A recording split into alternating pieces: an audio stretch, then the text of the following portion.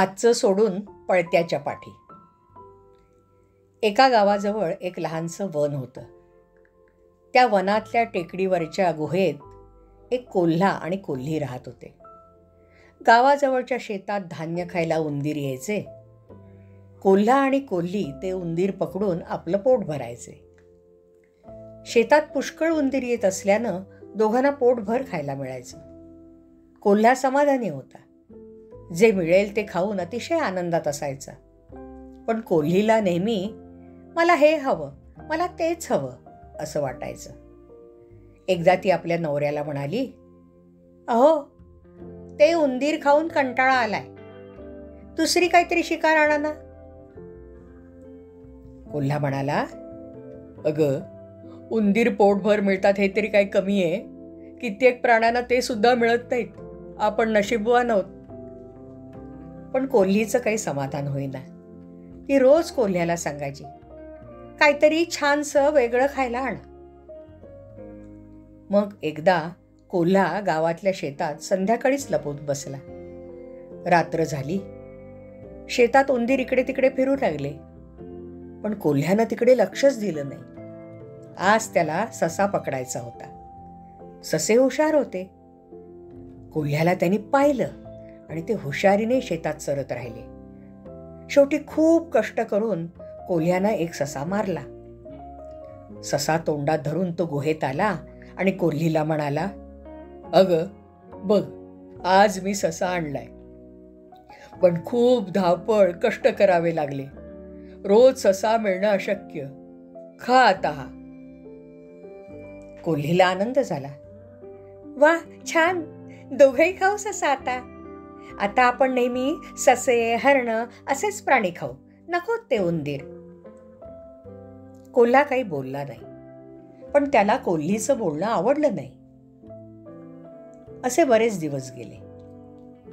कोल्हा रोज शिकारीला जायचा आणि कधीतरी ससा किंवा असाच काहीतरी प्राणी आणला तरच कोल्ही आनंदानं शिकार खायची, नाहीतर नाक मुरडायची. एकदा ती कोल्ह्याला म्हणाली, अहो, आता हे ससे, लावा पक्षी असलं खाणं नको, कंटाळा आला. चांगली मोठी शिकार केली पाहिजे. हरणाची शिकार करा, मी सुद्धा येते मदतीला. अगं, काय बोलतेस? हरणासारखा मोठा प्राणी आपण नाही शिकार करू शकत. खूप शक्ती खर्च करावी लागते. आपल्याला मिळतंय त्यात समाधान मानायला शिक. पण कोल्हीला काही ते पटलं नाही. तरी त्या दोघांनी हरणाचं एक लहानसं पिलू मारलं. मग कोल्हीला रोजच हरणाचं मांसच हवंसं झालं. कोल्हा तिच्या कटकटीला कंटाळून गेला. एकदा त्या दोघांनी नदीवर पाणी पिण्यासाठी आलेल्या धष्टपुष्ट अशा रानरेड्याला पाहिलं. कोल्ही आनंदानं म्हणाली, वाह, आपल्याला हा रेडा खायला मिळाला तर आपण करूया का त्याची शिकार? कोल्हा चिडला. तो म्हणाला, अगं, काय बोलतेस? हा रेडा केवढा प्रचंड आहे आणि आपण लहान प्राणी आहोत, आपण नाही त्याला मारू शकत. कोल्ही म्हणाली, मारू शकत नाही, ठीक आहे, पण तो मरेल तेव्हा तरी खाऊ त्याला आपण. अगं, तो केवढा धष्टपुष्ट आहे. तो मरायला खूप काळ जावा लागेल आणि तो काही याच वनात असणार नाही. तो वेगवेगळ्या अरण्यात भटकत चरत असतो. तेव्हा आपण आपल्या योग्य खाणं शोधून समाधानी राहू.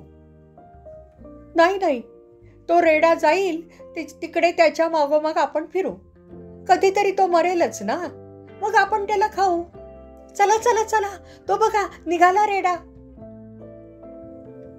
कोल्ह्याचं समजावणं न ऐकता कोल्ही त्या रानरेड्याच्या मागोमाग निघाली सुद्धा. मग कोल्ह्यालाही तिच्याबरोबर जावं लागलं. रानरेडा चरत वेगवेगळ्या अरण्यात फिरत होता. हिरवं गवत खाऊन आणखी धष्टपुष्ट होत होता. कोल्हा आणि कोल्ही त्याच्या मागोमाग फिरून दमून गेली. त्यांना उंदीर आणि ससे पकडायलाही वेळ मिळेना. उपाशी राहून ती अगदी अशक्त झाली.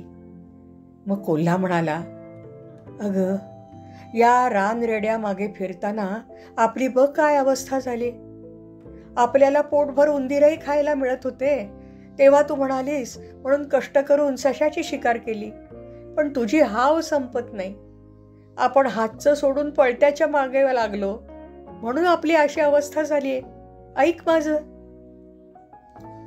कोल्हीला होय माझं चुकलं एवढं सुद्धा म्हणण्याची ताकद उरली नव्हती.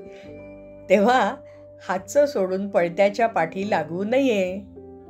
मित्रांनो, आवडली कथा? मग लाईक करा, शेअर करा आणि सबस्क्राईब करा. भेटूया तर पुढच्या कथेसाठी.